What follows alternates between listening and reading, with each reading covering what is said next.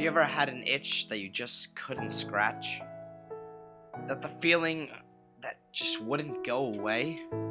Then there's that relief when you finally remove that itch. Impulse control disorder. That itch never goes away. There are 5 things to look for someone who might be suffering from ICD. First, they will suffer from an impulse to pull, set fires, or steal things.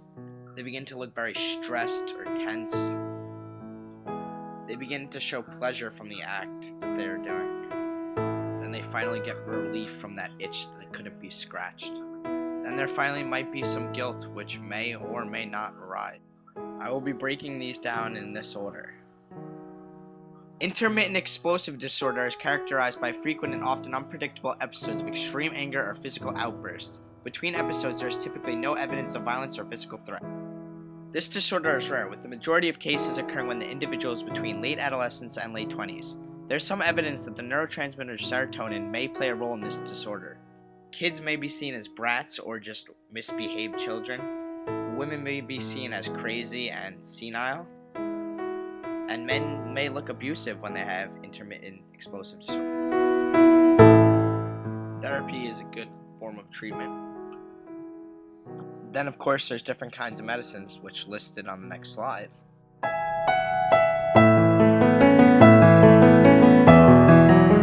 Valium, for example, can lead to more explosive outbursts.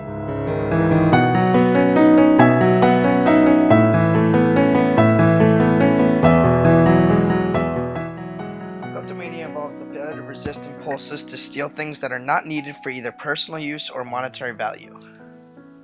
There's typically anxiety before the theft and relief after the theft.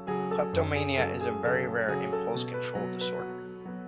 Kleptomania occurs more frequently in women around their ages in late 20s and late adolescence.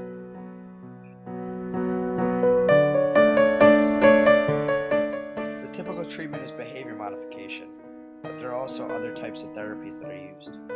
The prognosis is fair but can increase with a positive therapeutic relationship and a strong motivation to change behavior. Kleptomania often goes untreated and results in legal difficulties. Pyromania involves deliberate and purposeful fire setting on at least 2 occasions. There's typically tension or heightened arousal prior to the act, and gratification or relief afterward. Pyromania is not diagnosed when the fire-setting activity is part of another psychological problem, such as conduct disorder in children, or part of psychotic process in schizophrenia or bipolar disease. This is a very rare problem and is usually episodic, occurring infrequently. Little is known about the cause of pyromania, although there's research supporting an environmental component from early childhood.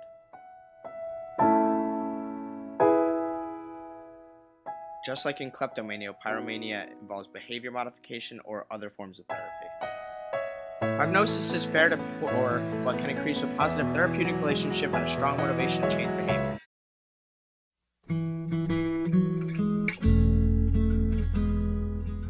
Trichotillomania. It's a disorder in which people pull their own hair, which results in significant hair loss.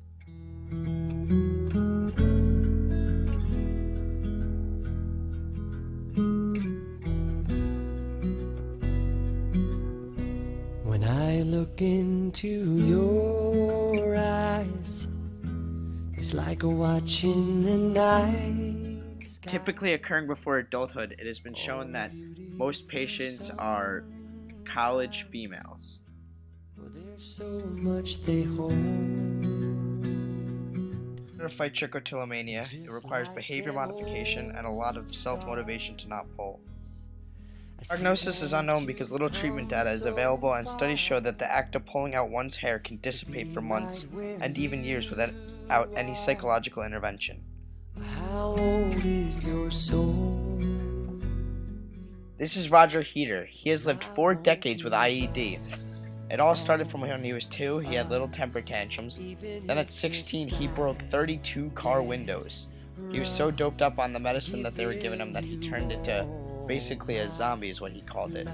So he lived a very institutional life. He had 3 failed marriages and was very abusive to his 3 wives because of IED. But when he went to the doctor and found out what it was causing all this, he made sure it would never happen again. The person in this story who is suffering from kleptomania wanted to stay anonymous because they are embarrassed of their disease.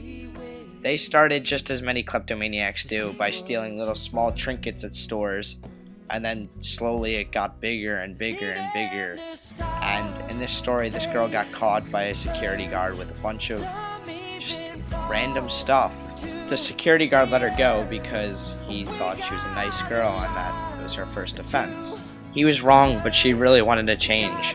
She stated in her own story, "As soon as I made out of it in the store, I'd feel bad, but that didn't stop me from stealing again." It's the everyday struggle of being a kleptomaniac. Ashley and Reese, both two pyromaniacs. Ashley started setting fires at the age of 11, after his father left home, and then Reese started at the age of 16, when his mom got a new boyfriend and turned against him. Both had the similar story of coming from dysfunctional home. Fortunately, they both got arrested and were sent to juvie, but it was for the better for them because they got into a program where it helped pyromaniacs. Becky is a YouTube sensation for kids with Trichotillomania. She puts on YouTube videos and she has a Tumblr just motivating kids not to pull. And she just has pure inspiration and such a good heart to do all this. And this is a video of her from 4 years of just hairstyles, and just every day she took a picture of herself for 4 years. Even if the skies get rough.